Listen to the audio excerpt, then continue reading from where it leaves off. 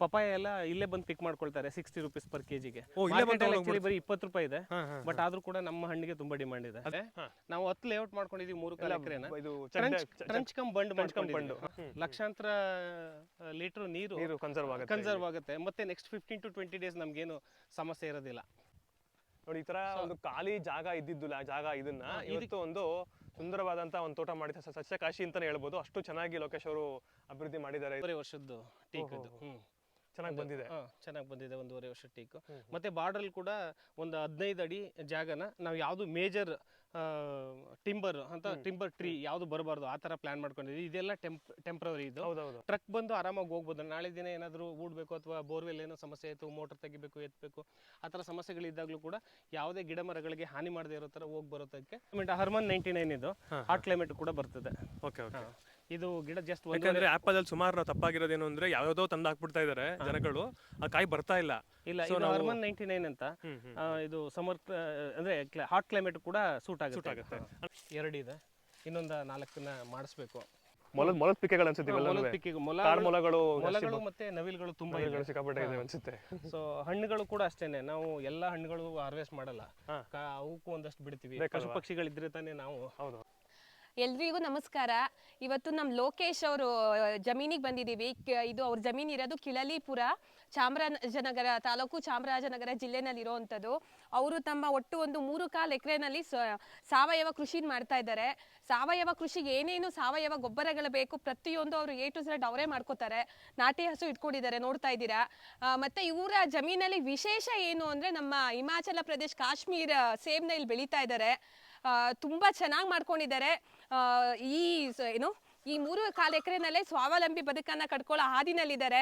ಶುಭವಾಗ್ಲಿ sir. ಹೇಳಿ, ನಿಮ್ದು ಒಂದು ಫಾರ್ಮ್ ಟೂರ್ ಮಾಡೋಣ. ಹೇಳಿ ಸರ್. ಮೇಡಮ್ ನಮಸ್ತೆ. ನಮಸ್ತೆ. ನನ್ನ ಹೆಸರು ಲೋಕೇಶ್ ಅಂತ.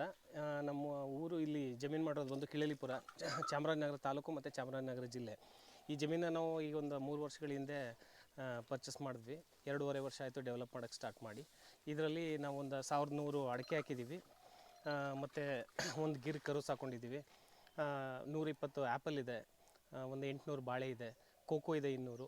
ಮತ್ತು ಇಂಟಿಗ್ರೇಟೆಡ್ ಫಾರ್ಮಿಂಗ್ ಆಗಿ ಎಲ್ಲ ಥರದ ಫ್ರೂಟ್ಸ್ಗಳು ಹಾಕ್ಕೊಂಡಿದ್ದೀವಿ. ಒಂದು ಫಾರ್ಮ್ ಟೂರ್ ಹೋದಾಗ ನಾವು ಹಣ್ಣುಗಳ ಬಗ್ಗೆ ಎಕ್ಸ್ಪ್ಲೈನ್ ಮಾಡ್ತೀನಿ ಬನ್ನಿ. ಸರ್, ಇದು ಆ್ಯಕ್ಚುಲಿ ಗೊಬ್ಬರ ತೊಟ್ಟಿ ಅಂತ ಮಾಡ್ಕೊಂಡಿದ್ವಿ ಲಾಸ್ಟ್ ಇಯರು. ಬಟ್ ಈ ವರ್ಷ ಏನು ಮಾಡಿದ್ವಿ, ಹಲಸಿನ ಮರದ್ದು ಮತ್ತು ಬೇರೆ ವೇಸ್ಟ್ ರೆಸಿಡ್ಯೂಲ್ಸ್ ಏನೇನು ಬರ್ತದೆ, ಅಗ್ರಿಕಲ್ಚರ್ ರೆಸಿಡ್ಯೂಲ್ಸ್, ಅದನ್ನೆಲ್ಲ ಇಲ್ಲಿ ಹಾಕ್ಕೊಳ್ತಾ ಇದ್ದೀವಿ. ಇದನ್ನು ಹಾಕ್ಕೊಂಡು ಆಮೇಲೆ ನಾಟಿ ಹಸುವಿನ ಗೊಬ್ಬರ ಮತ್ತು ಎಲೆಗಳು ಎರಡನ್ನೂ ಹಾಕಿ ಇಲ್ಲಿ ಕಂಪೋಸ್ಟ್ ಪಿಟ್ಗಳು ಮಾಡ್ಕೊಂಡಿದ್ದೀವಿ. ವರ್ಮಿ ಕಂಪೋಸ್ಟ್ ಬೆಡ್ಗಳು ಇದು. ಈಗ ಒಂದು 3 ಬೆಡ್ಡನ್ನು ರೆಡಿ ಮಾಡಿದ್ದೀವಿ. ಸೊ ಇಲ್ಲೊಂದು 2 ಇದೆ, ಇನ್ನೊಂದು 4 ಮಾಡಿಸ್ಬೇಕು. ವರ್ಮಿ ಕಂಪೋಸ್ಟು ಈಗ ಮಾಡಿದ್ರೆ ನಮಗೆ by end of the April ಮತ್ತು ಮೇಗೆಲ್ಲ ರೆಡಿ ಆಗುತ್ತೆ, ನಮ್ಮ ಜಮೀನಿಗೆಲ್ಲ ಕೊಡೋದಕ್ಕೆ ರೆಡಿ ಇರ್ತದೆ. ಸೊ ಇಲ್ಲೇನು ಮಾಡಿದ್ದೀವಿ, ಇಂಟಿಗ್ರೇಟೆಡ್ ಫಾರ್ಮಿಂಗ್ ಮಾಡ್ಕೊಂಡಿದ್ದೀವಿ. ಇಂಟಿಗ್ರೇಟೆಡ್ ಫಾರ್ಮಿಂಗಲ್ಲಿ 2 ಅಡಿಕೆ ಮಧ್ಯೆ ಒಂದು ಪಪಾಯ ಹಾಕಿದ್ದೀವಿ.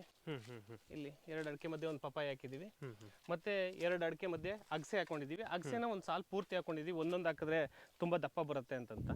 ಅಲ್ಲಲ್ಲಿ ಎಲ್ಲಿ ಅಡಿಕೆಗೆ ನಾವು ಇಂಟಿಗ್ರೇಟೆಡ್ ಆಗಿ ಹಾಕೋಬೋದು ಅಲ್ಲಿ ವಾಟರ್ ಆ್ಯಪಲ್ ಹಾಕೊಂಡಿದ್ದೀವಿ. ಇಲ್ಲಿ ನೋಡಿ ಮೊಗ್ಗಾಗಿದೆ.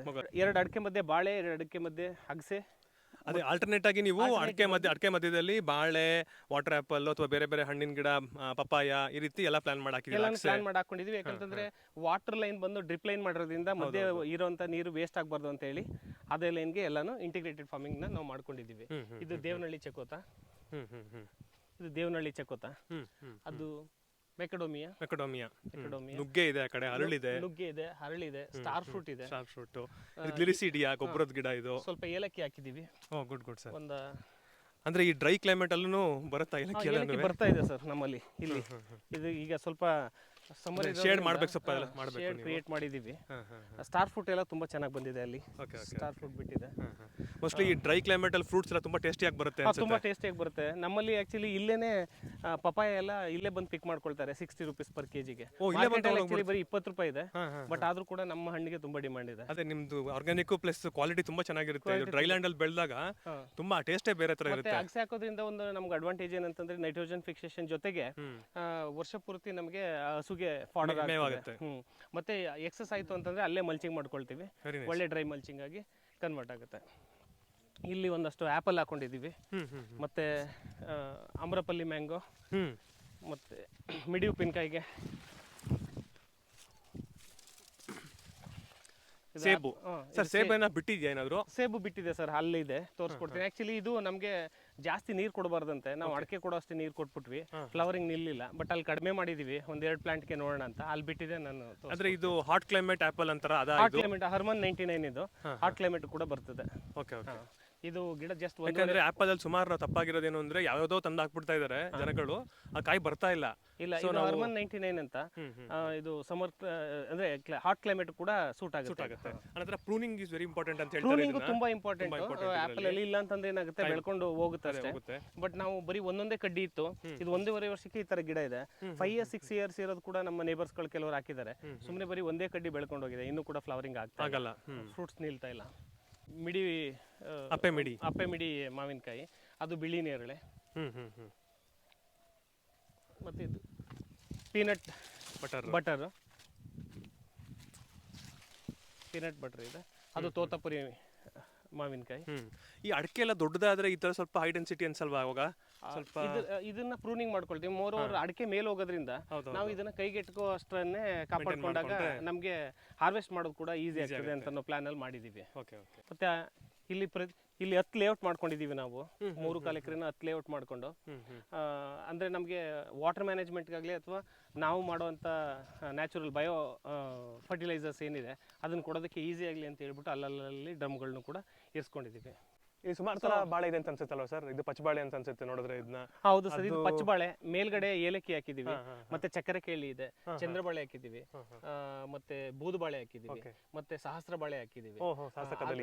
ಇದನ್ನೆಲ್ಲ ಒಂದೊಂದು 3-4 ಮನೆಗೆ ನೇಂದ್ರ ಬಾಳೆ ಹಾಕಿದೀವಿ. ಇದನ್ನೆಲ್ಲ 3-4 ಮನೆಗೆ ಅಳತೆಗೆ ಹಾಕೊಂಡು ಇನ್ ಮಿಕ್ಕಿದೆಲ್ಲ ಮೇಜರ್ ಆಗಿ ನಾವು ಬಂದು ಪಚ್ಚಬಾಳೆ ಮತ್ತೆ ಏಲಕ್ಕಿ ಬಾಳೆ ಎಲ್ಲ ಕಮರ್ಷಿಯಲ್ ಪರ್ಪಸ್ ಆಗಿ ನಾವು ಮಾರಾಟ ಮಾಡಿ ಸಸ್ಟೈನಬಲ್ ಆಗಿ ಇರಬಹುದು ಅನ್ನೋಕೆ ಮಾಡಿದೀವಿ. ಹೌದು, ಅದನ್ನ ಮಾಡಿದೀವಿ.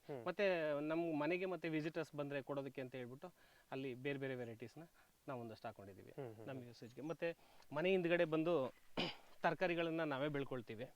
ಒಂದ್ ಸಾಲು ಬೀನ್ಸು, ಒಂದ್ ಸಾಲು ಬದನೆ, ಟೊಮೆಟೊ, ಈ ಥರದ್ದೆಲ್ಲ. ಆದಷ್ಟು ಹೊರಗಡೆಯಿಂದ ತರೋದನ್ನ ಅವಾಯ್ಡ್ ಮಾಡೋದು. ತುಂಬಾ ತೀರಾ ಬೇಸಿಕ್ ನಮ್ಮಲ್ಲಿ ಭತ್ತ ಬೆಳೆಯಕ್ಕಾಗಲ್ಲ. ಭತ್ತ ಶ್ರೀ ಪದ್ಧತಿನಲ್ಲಿ ಲಾಸ್ಟ್ ಸಲ ಟ್ರೈ ಮಾಡಿದ್ವಿ, ಬೆಳೆಯಕ್ಕಾಗ್ಲಿಲ್ಲ. ಹಂಗಾಗಿ ಅಕ್ಕಿಗೆಲ್ಲ ಬೇರೆ ಡಿಪೆಂಡ್ ಆಗ್ಲೇಬೇಕಾಗುತ್ತೆ. ಬಟ್ ಬೇರೆದೆಲ್ಲ ಮಿಕ್ಕಿದ ಕಾಳುಗಳೆಲ್ಲ ಹಾಕೊಂಡಿದೀವಿ. ಅಲಸಂದೆ ಹಾಕಿದೀವಿ, ಆ ಕಡೆ ಮಡಕೆ ಕಾಳು, ಇಲ್ಲೆಲ್ಲ ಮೋಸ್ಟ್ಲಿ ಮೊಲದ ಪಿಕೆಗಳು ಅನ್ಸುತ್ತೆ. ಮೊಲಗಳು ಮತ್ತೆ ನವಿಲುಗಳು ತುಂಬಾ ಸಿಕ್ಕಾಪಟ್ಟೆ ಇದೆ ಅನ್ಸುತ್ತೆ. ಸೊ ಹಣ್ಣುಗಳು ಕೂಡ ಅಷ್ಟೇನೆ, ನಾವು ಎಲ್ಲಾ ಹಣ್ಣುಗಳು ಹಾರ್ವೆಸ್ಟ್ ಮಾಡಲ್ಲ, ಅವಕ್ಕೂ ಒಂದಷ್ಟು ಬಿಡ್ತೀವಿ. ಪಶು ಪಕ್ಷಿಗಳಿದ್ರೆ ತಾನೇ ನಾವು. ಸೊ ಹಂಗಾಗಿ ಮತ್ತೆ ಬಾರ್ಡರ್ ಕೂಡ ನೀಟಾಗಿ ಪ್ಲಾನ್ ಮಾಡ್ಕೊಂಡಿದೀವಿ ನಾವು. ಎವ್ರಿ 8 feetಗೆ ನಾವು ಟಿಶ್ಯೂ ಕಲ್ಚರ್ ಟೀಕ್ ಹಾಕಿದೀವಿ. ಈ ಟಿಶ್ಯೂ ಕಲ್ಚರ್ ಟೀಕ್ ಬಂದು ನಮಗೆ 6 years ಹಾರ್ವೆಸ್ಟ್ ಅಂತ ಹೇಳಿದ್ದಾರೆ. 6 years ಇಲ್ಲ 8 years ಗಾದ್ರೂ ನಮ್ಗೇನು ಸಮಸ್ಯೆ ಇಲ್ಲ. ಅಲ್ಲಿವರೆಗೆ ಪೆಪ್ಪರ್ನ ನಾವು ಪ್ಲಾಂಟ್ ಮಾಡೋಣ ಅಂತ ಪ್ಲಾನ್ ಮಾಡ್ಕೊಂಡಿದ್ದೀವಿ. ಇದು ಎಷ್ಟು ವರ್ಷದ ಗಿಡ ಇದು? ಇದು 1.5 ವರ್ಷದ್ದು ಟೀಕ್ ಇದು. ಚೆನ್ನಾಗಿ ಬಂದಿದೆ. 1.5 ವರ್ಷದ ಟೀಕ್. ಮತ್ತೆ ಬಾರ್ಡರ್ ಕೂಡ ಒಂದು 15 ಅಡಿ ಜಾಗನ ನಾವು ಯಾವ್ದು ಮೇಜರ್ ಟಿಂಬರ್ ಟ್ರೀ ಯಾವ್ದು ಬರಬಾರ್ದು ಆ ತರ ಪ್ಲಾನ್ ಮಾಡ್ಕೊಂಡಿದ್ವಿ. ಇದೆಲ್ಲ ಟೆಂಪ್ರವರಿ, ಇದು ಬಾಳೆ ಎಲ್ಲ ಹೋಗ್ತದೆ.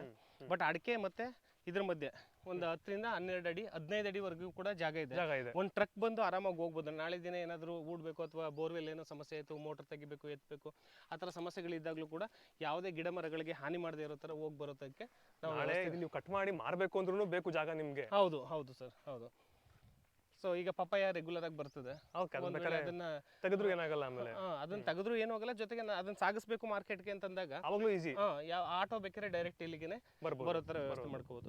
ಮತ್ತೆ ನಾವು ಇನಿಷಿಯಲಿ ನಾವು ಪ್ಲಾನ್ ಮಾಡಿದಾಗ ನಮ್ಮ ಜಮೀನ್ನ ಇನಿಷಿಯಲಿ ಎಫರ್ಟ್ ತುಂಬಾ ತಗೊಳ್ತು ನಮ್ಗೆ. ಯಾಕಂತಂದ್ರೆ ಇದು ಜಸ್ಟ್ ಬ್ಯಾರನ್ ಲ್ಯಾಂಡ್, ಪ್ಲೇನ್ ಬಿದ್ದಿತ್ತು. ಈ ತರ ಇದ್ದಿದ್ ಲ್ಯಾಂಡ್ ಇವಾಗ ಈ ತರ ಆಗಿದೆ. ಈ ಕಡೆ ಬನ್ನಿ ನೀವು.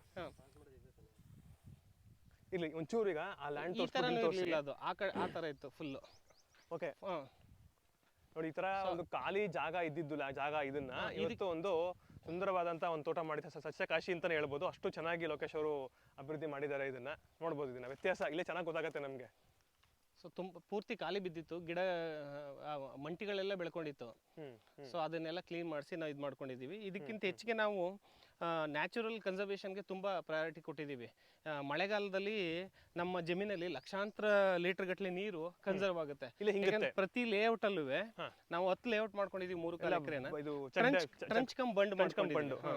ಈ ಒಂದೊಂದು ಟ್ರಂಚ್ ಅಲ್ಲಿ ಒಂದೊಂದು ಲೇಔಟ್ ಅಲ್ಲಿ ಕೂಡ ಲಕ್ಷಾಂತರ ಲೀಟರ್ ನೀರು ಕನ್ಸರ್ವ್ ಆಗುತ್ತೆ. ಮತ್ತೆ ನೆಕ್ಸ್ಟ್ 15 to 20 ಡೇಸ್ ನಮ್ಗೇನು ಸಮಸ್ಯೆ ಇರೋದಿಲ್ಲ.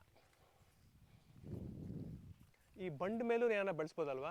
ಬಂಡ್ ಮೇಲೆ ಈಗಾಗಲೇ ಬಾಳೆನ ಲಾಸ್ಟ್ ಟೈಮ್ ಹಾಕಿದ್ದು ಒಂದ್ಸಲ ತೆಗ್ದಿದೀವಿ. ಬಂಡ್ ಮೇಲೆ ಈಗ ಲಾಂಗ್ ಟರ್ಮ್ ಪೆರೆನಿಯಲ್ ಟ್ರೀಸ್ಗಳನ್ನ ಪ್ಲಾನ್ ಮಾಡ್ತಾ ಇದೀವಿ.